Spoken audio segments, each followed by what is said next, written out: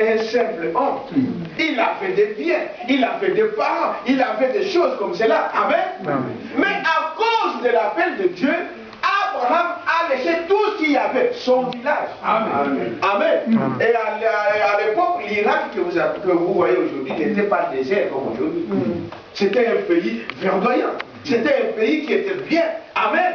Et c'est là qu'il était un vaillant. Frère Branham dit, c'est de cette façon-là que Dieu vous a fait. Peut-être que vous aussi, vous adoriez des idoles. Vous adoriez des dieux que vous ne savez pas.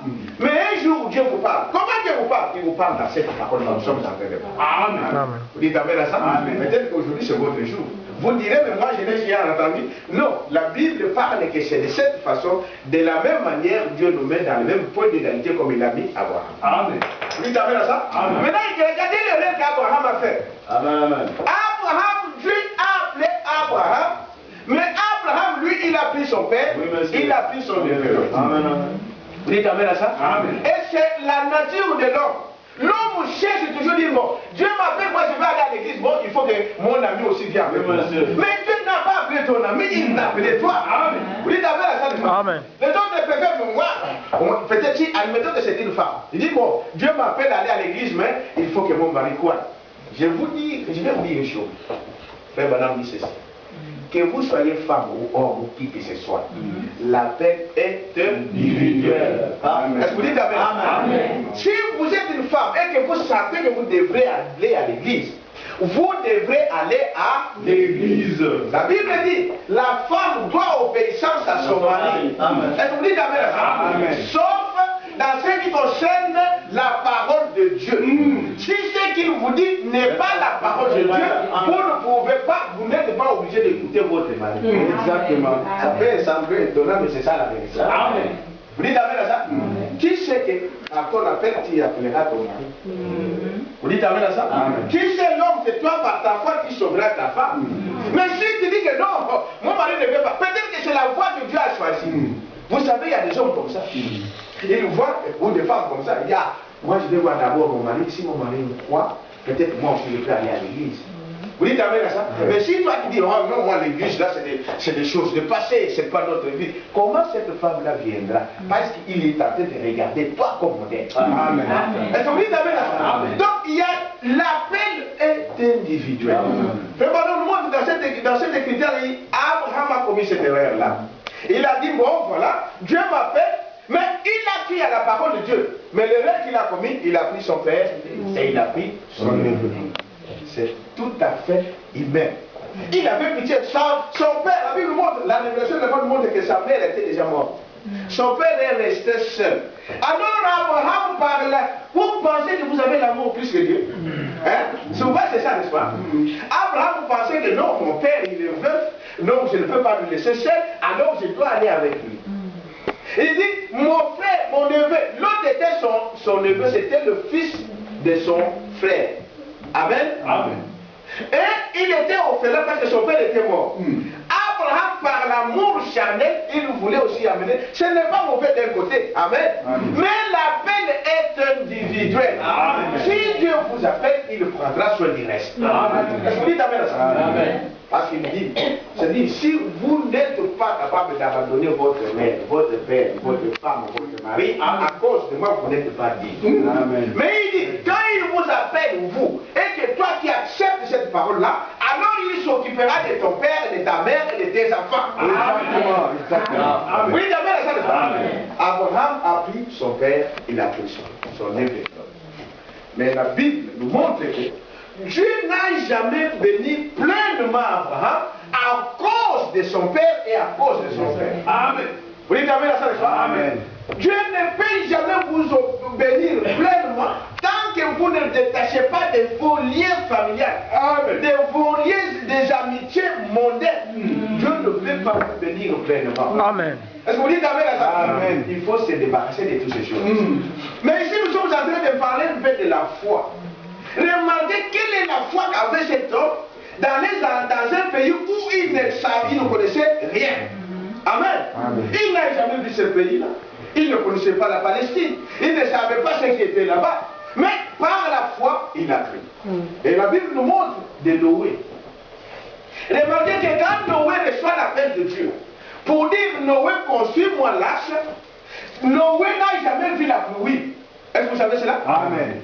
La pluie, la Bible montre que la pluie, il n'y avait pas la pluie avant que Noé ne parle de la pluie.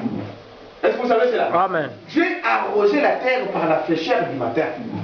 Il n'y avait pas la pluie qui tombait comme nous le voyons aujourd'hui. Il y avait une fraîcheur. La rosée du matin qui a arrosé un peu l'atmosphère. Il n'y avait pas la pluie. Oui, tu amènes à ça, n'est-ce pas? Mais Noé, il a cru à la parole de Dieu. Amen. Il a cru. Et cette fois, c'est ça qui lui a amené à construire l'arche.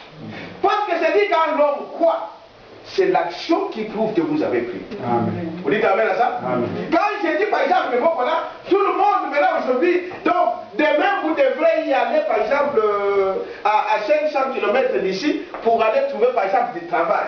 Celui qui croira à cette parole-là, il peut dire aujourd'hui, moi je crois. Mais tant qu'il ne quittera, il n'enlèvera pas ce Dieu pour aller là où nous avons dit, il n'a jamais dit. Est-ce que vous dites amen à ça? Alors ce qui a dit, ce qui a prouvé que Noé avait cru, c'est que Noé s'est levé dans sa maison et il a commencé à construire l'arche. Vous dites amen à ça? Amen. Et quand Noé a construit l'arche, fait, il n'y avait pas la pluie qui devait tomber, ça n'existait pas. À l'époque, le prophète montre aujourd'hui que le monde de Noé était plus développé que notre monde.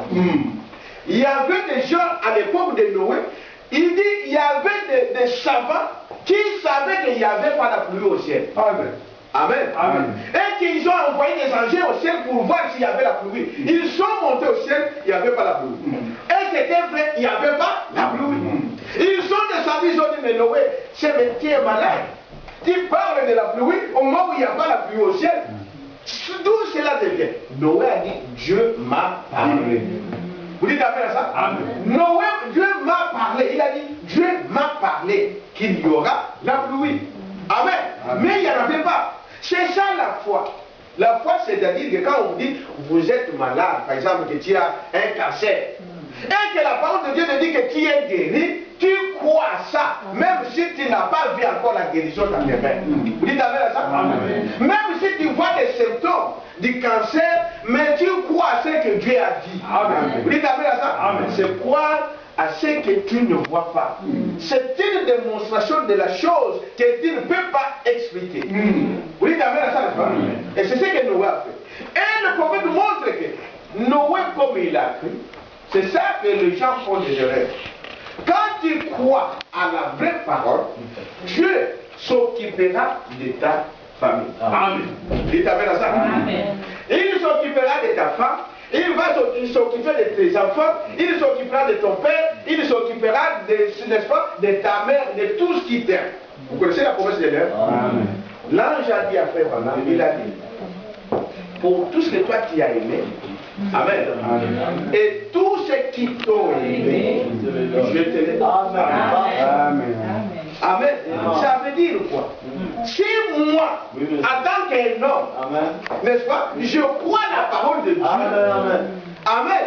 Tout ce que moi j'aime, c'est-à-dire si j'aime ma femme, si j'aime mon père, si j'aime mes enfants, si j'aime mes amis, Dieu me les donnera. Amen. Vous dites amen à ça? C'est dire que d'une manière ou d'une autre, tu ne comprendras pas comment ces gens-là croiront la parole comme toi. Et là, au ciel, tu le verras. Amen. Parce que tu les as aimés. Et il ne se limite pas là. Il dit, même si tu aimes, peut-être que toi tu n'aimes pas l'autre, mais l'autre t'aime. Vous dites amen à ça? Amen. Si vous m'aimez, alors Dieu me les donnera. Amen. C'est ce que ça veut dire. Amen. Mais premièrement, il faut croire à la parole de Dieu. Il faut prendre position pour Dieu. Amen. Sans tenir compte de ce que ta femme va dire, Amen. Sans tenir compte de ce que ton mari va dire, sans tenir compte de ce que tes amis vont dire. Amen. Mais toi tu crois.